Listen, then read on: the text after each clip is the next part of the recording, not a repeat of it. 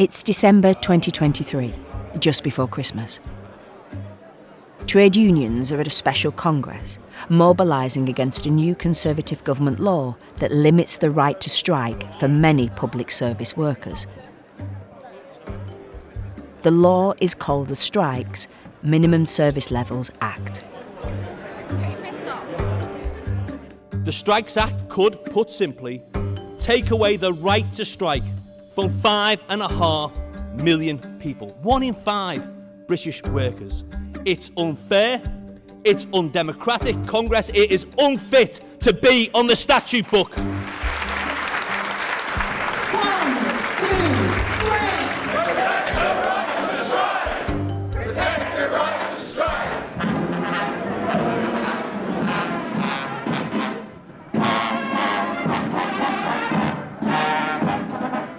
The struggle against the Strikes Act gets underway on the anniversary of another mighty trade union struggle. 40 years ago, Mrs Thatcher's government announced in Parliament that it was banning trade unions at Government Communications Headquarters, GCHQ. GCHQ is a major arm of Britain's national security apparatus. The government said that membership of a trade union conflicted with employees' loyalty to the state. Trade unions disagreed, and for 13 years they supported the campaign to reverse the ban. The campaign succeeded, but it was a long, hard struggle on an issue that's key to trade union rights. The idea that the state can step in and ban particular groups of workers from joining a union and being organised, I think is something we all need to be very alive to. So that campaign, and I remember it well, I went down at the time as a younger person to march in support, then we should remember that struggle, definitely. This idea that somehow being in a trade union means you're an enemy of the people is just so false and untrue. And there was no evidence for it back when they attacked the rights of the workers in GCHQ, and there's no evidence for it now today when they're attacking the rights of people who provide our essential services. I mean, I'm very proud, as I'm on the cusp of retirement, that the union that I'm General Secretary of has thousands of workers in a trade union, in PCS, at GCHQ. And that has only happened because of the brave stand taken by women and men 40 years ago. And I think that means today, whether you drive a bus, whether you drive an ambulance, whether you clean a hospital ward, you teach our kids, you've got a trade union card and you have rights. And many of those rights are there because of the bravery of people throughout our history, but in this case, in Cheltenham in 1984. So how does this story begin? It's 3 o'clock on a Wednesday, 25th of January, 1984. Foreign Secretary Geoffrey Howe is announcing the ban in Parliament, and a letter is delivered to every member of GCHQ staff. 3 o'clock was our tea break. The local administrator came round and she said, "I've got to hand this to you personally, and it's 3 o'clock and you've got to read it now." Around me, work stopped. It was just a case of, how could they do this, How dare they, This is the infamous letter that we got on the 25th of January 1984, around about 4:30 in the afternoon.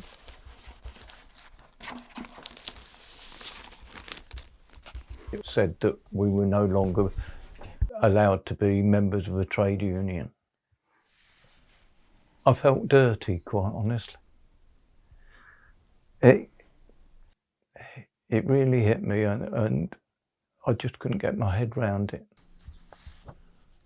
The fact that they thought by belonging to a trade union, I was a threat to national security. And that hurt, that really hurt.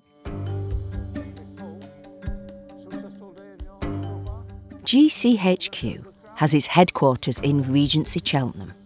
By midnight on the day of the ban, trade union leaders were in town, organising an emergency meeting with their members who faced signing away their trade union rights or being sacked. They only had 5 weeks to decide. They wanted to hear from their trade unions. This is where we came, to Pittville Pump Rooms. Well, we stood here, you and where it all started. Yep. We went, what did you feel like on that day then, when all these people, and we were shocked, I think, by the number of people that came. But word of mouth as well. I think, I mean, the leaflet had told people there was a meeting, Yeah. and then they told each other. They were anxious to know what the union was going to do to protect their rights. Yes, It was a fantastic atmosphere inside. Don't sign. Don't sign. Don't sign.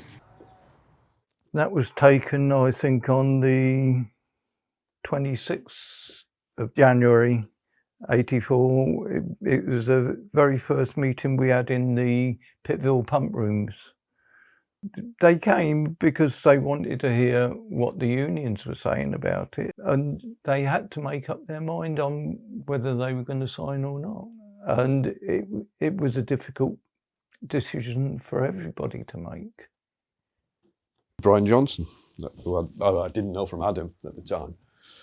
And he made a speech, and he took out his pass, and he said, "I've always been proud to wear this, but now it's a badge of shame." And that got people wound up. And yeah, I always remember that. No, that wasn't there. No, that was in the town. We had a meeting at the town hall. That's when I had my union card and my pass for GCHQ. And I said, without that one, I can't go into GCHQ. And without that one, I won't go into GCHQ. They were taking away our basic human rights. That's what they were doing. We didn't like that. It was the atmosphere inside the hall which would have taken your heart, your heart and minds was solid, and it solidified, I think, the people who knew that they weren't on their own or in their little place of work. The whole of the trade union movement was there and going to support them.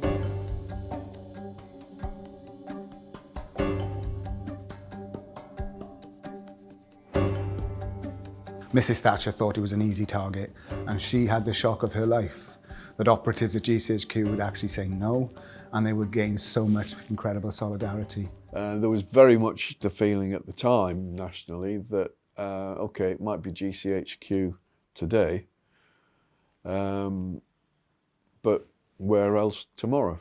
I was a local office rep at the time in a social security office, and my memories at the time, we led walkouts. There was uproar that a Conservative government could demonise public sector workers just for holding a trade union card. I remember at the time, I was a lot younger, feeling outraged that they would assume that you couldn't be a trade unionist and loyal to your country. You're claiming that we're disloyal. Yeah. And I mean, that really annoyed, people who've been working for GCHQ for decades and never told anyone what they did, who worked loyally, and suddenly they were being told you're disloyal. They hadn't got any proof that these people were damaging national security at all. In fact, we had all the evidence that they were not. And so the campaign soon built up a momentum which was outside of the normal. It was not a normal industrial dispute, was it? My judgment, my instinct would be that they wanted it over and done with quickly, and they thought it would get over and done with quickly. Did you get that feeling yourself, Brian? I think that they thought we were going to roll over and that would be the end of it. Unfortunately for them, there were some awkward buggers in there like me that weren't going to go along with what they said. I think they picked GCHQ as being, and the civil service, sort of like the soft underbelly of the British trade union movement, that they could get away with a ban, and they thought it would be quick. I don't think they expected the reaction of the members or the press or the public to this banning of trade unions. We managed to keep the press interested in what was happening in GCHQ. It was a big issue. For GCHQ's 4,000 trade union members, the deadline for signing away their rights was March the 1st. On the day itself, there was me and there was a couple of friends, and we spent most of that day just popping around to see each other, just to give a bit of support to make sure that, they didn't waver, because we were all feeling a lot of pressure at that stage. Didn't know what was coming next. We didn't know how many people had, like us, refused to sign the form. The possibility that you might find yourself out on the street without a job. And that was quite daunting. But after March the 1st, it rapidly emerged that despite the employer's threat to sack them immediately, as many as 150 trade union members had refused to sign away their rights. I was actually surprised at the end how many people didn't sign. I know that some people reluctantly signed it towards the end. In fact, they signed after the date that they were supposed to sign, reluctantly, because they felt that with family commitments and that, they couldn't do anything else. It's not what they would have predicted. The management would have predicted. I'm sure they were expecting March the 1st to come and go. They sacked these 2 or 3 people that they thought were going to be the troublemakers, and then everything would continue as normal, which it didn't. Nobody who refused to sign was sacked immediately.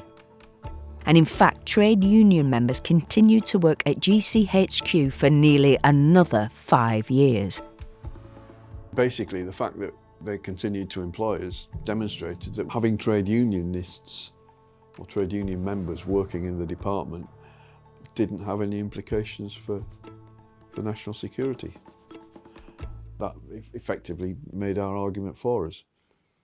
Not that they listened, but you know. Many people left GCHQ.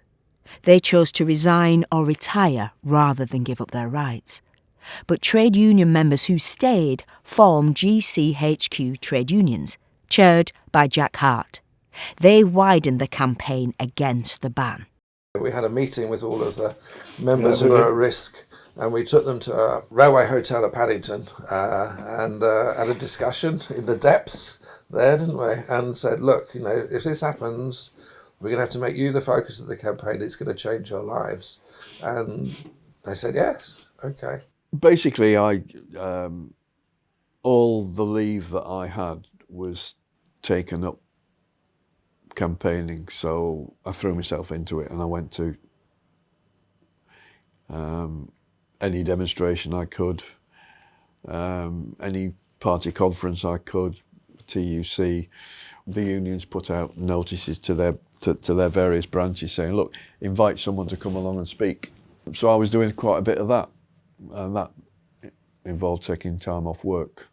So basically I didn't have a holiday for years because I was all doing this, you know. There were 9 unions in the civil service, and Hugh and John's union was one of the smallest, but it had the most members in GCHQ. It's the sort of challenge that you can't plan for, you don't train for. There was no blueprint.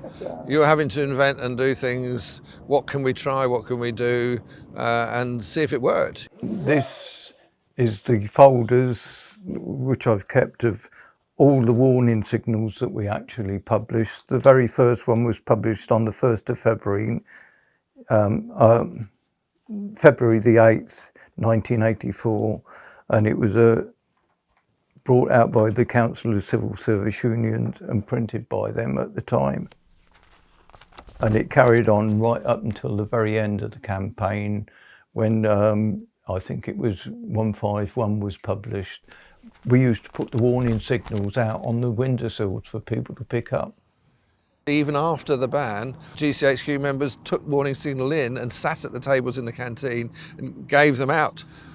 It was almost like clandestine organisation, really, you know, that you had to try and hold meetings off-site for people to come to at pubs and places nearby the stations and things, work in a non-traditional way.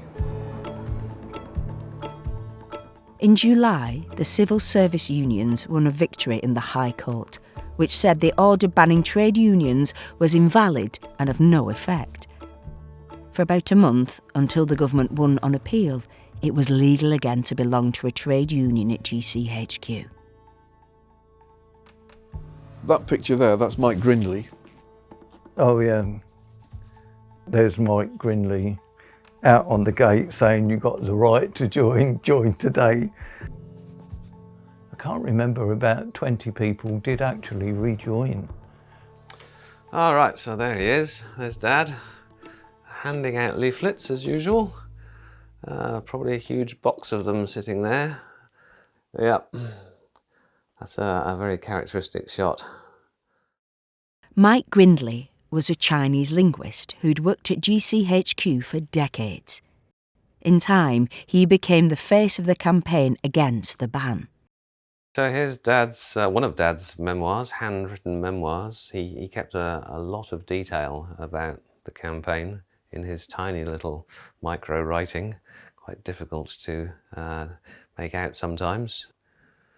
All the way from the start, 25th of January 1984, union ban suddenly announced in Parliament by Foreign Secretary Howe. Sign the document or face the sack, exclamation mark. He was very active that first year, but he wasn't naturally a kind of public speaker. He sort of kind of observed what was going on for a while, and as he got more comfortable, meeting people and trying to raise support for the campaign, it became kind of inevitable that he would start then get up onto the platform and actually, do the speaking himself. The little bits of paper that there's always a million bits of paper all over the house. Here we are in June 1985, addressed Liverpool Trades Council.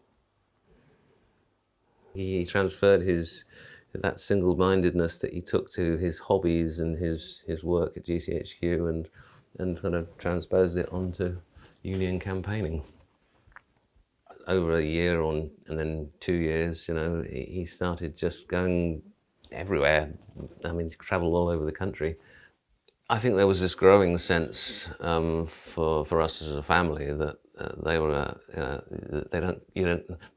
taking on the UK government doesn't come much more an implacable foe than that, really. It was quite good fun, though, on the international stage, because Margaret Thatcher would go around lecturing the world about human rights and you can't do this and you must do that. And every time she did, they said, what about GCHQ then? And silenced them, really. They had no comeback. I was recommended for promotion, and I sat on 2 promotion boards, which I got through. But they'd introduced a rule that anyone who hadn't signed couldn't be promoted. So I'd fulfill the criteria for getting promotion, but they wouldn't promote me, so. The activism of trade union members who remained at GCHQ, like Mike Grindley, was supported by a key union decision. Early on, the civil service unions voted to cover the salaries that were lost if GCHQ sacked a union member. The unions in the civil service just combined. We made the pledges that these people would get looked after.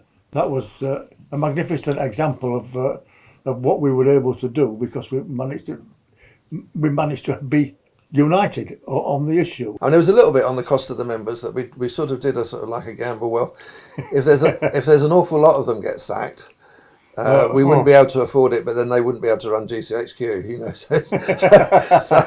But our union, we suffered greatly financially because we lost, nearly 10% of our members all at one go. So we had to ask the members to pay more money on their monthly subscription, which they did at a special conference unanimously. And the TUC did a levy as well amongst all of the unions and things, and there were donations and stuff. It was a collective effort. The biggest visible sign of that collective effort was the annual Trade Union March in Cheltenham. It started on the first anniversary of the ban.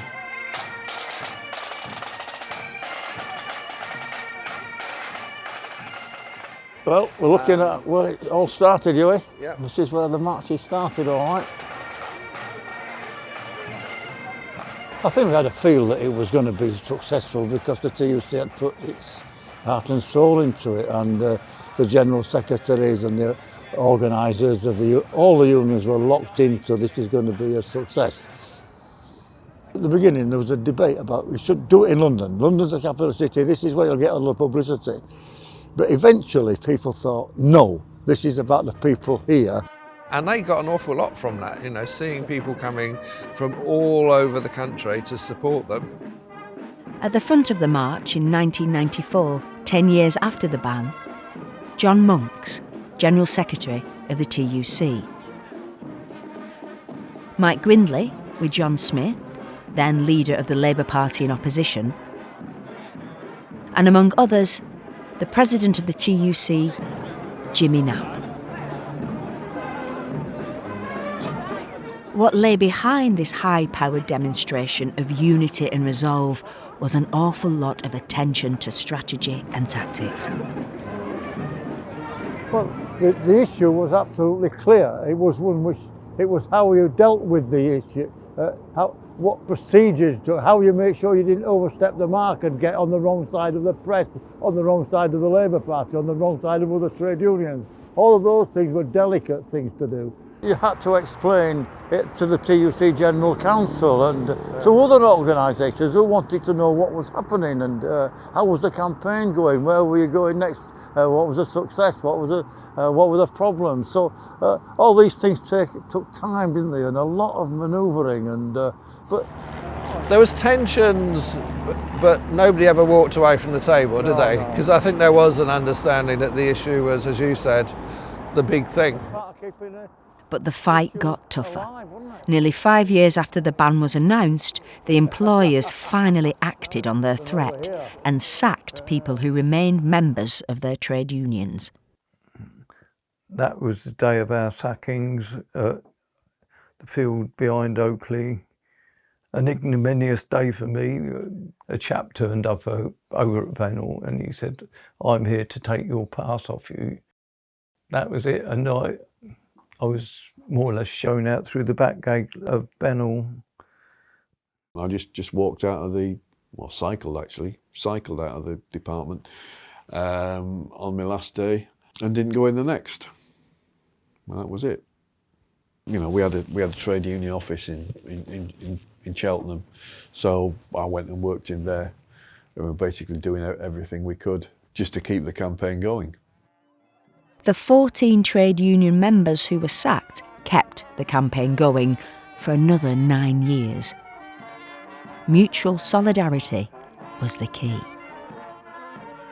The January rallies that happened annually, Mum and Dad would have people coming to stay, and so he was making friends with firefighters and ship workers, and he was great friends with some of the miners as well.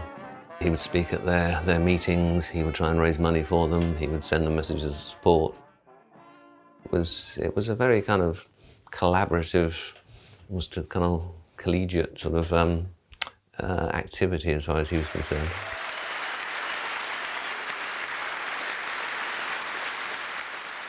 Obviously he was the face of the campaign towards the middle and end of it.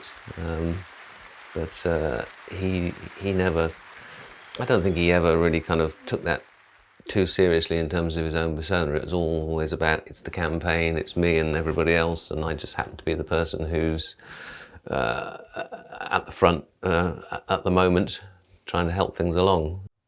As it was a government action, you always had to have a government that was going to change it.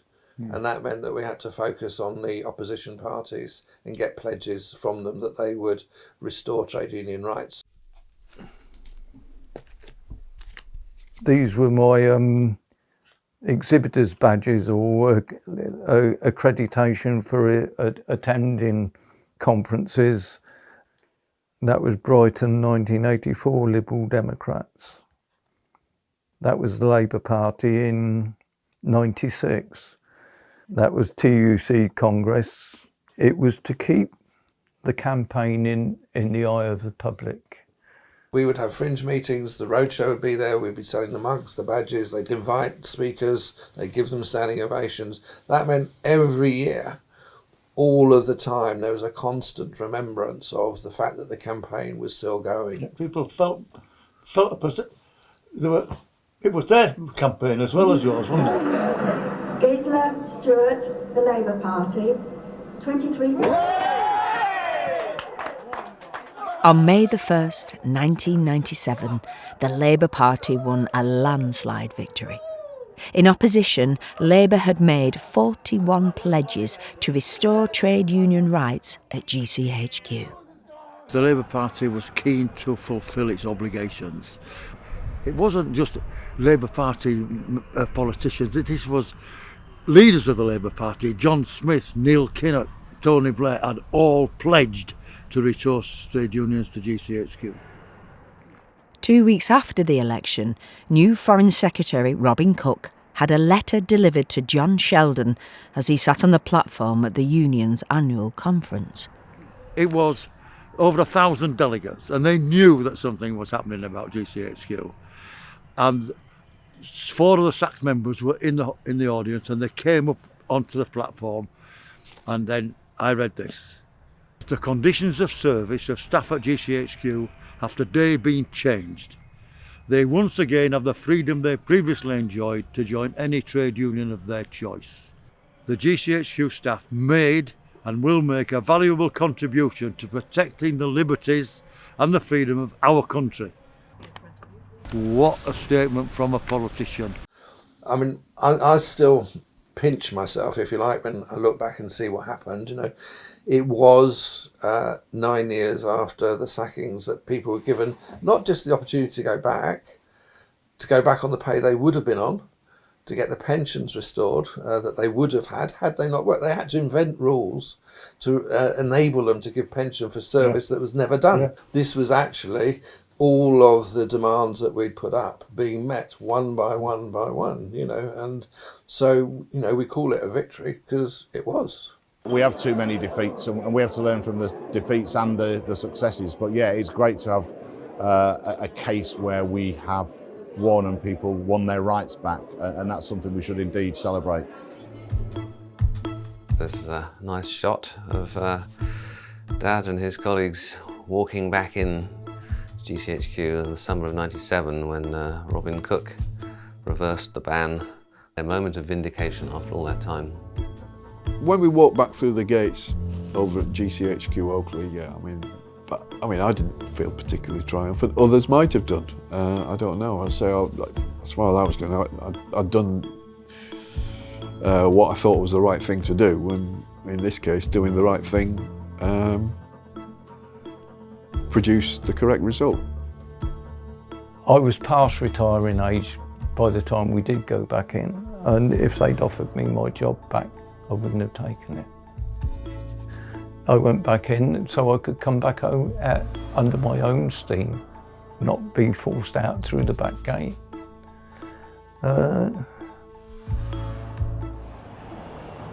Though the new GCHQ headquarters is ringed with security, since 1997, its doors have been opened to trade unions.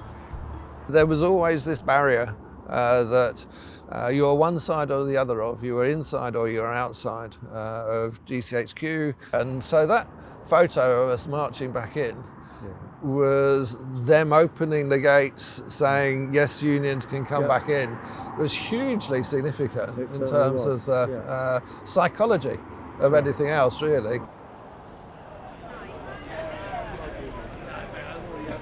Exactly 40 years after the ban, the TUC was back in Cheltenham, organising with PCS a march to honour the GCHQ campaign and show the strength of feeling against the latest attack on trade unions, the Minimum Service Levels Act. Mike Grindley's children have found the old GCHQ banner.